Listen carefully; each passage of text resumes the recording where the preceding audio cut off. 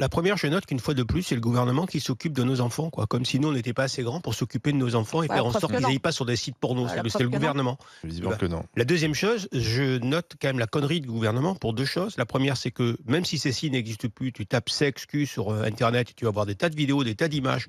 Toujours aujourd'hui, ça ne changera rien, à part que ça sera plus sur des sites, enfin sur des sites organisés. Et la troisième chose, c'est leur expliquer qu'il y a un truc qui s'appelle VPN. Le VPN, c'est assez simple. Ah bah tu donnes les tutos, toi, t'as Ben non, c'est que tous les gamins le savent. Oui, tous les gamins le notamment pour les savent. matchs de foot. Tu te mets en identité dans un autre pays. Et donc, le gamin qui est en France, il va dire, par exemple, je suis en Argentine, et il va aller sur, Oui, mais ça sur va tous les sites décourager qu'il veut. quand même Normalement, beaucoup. tous les gamins le savent.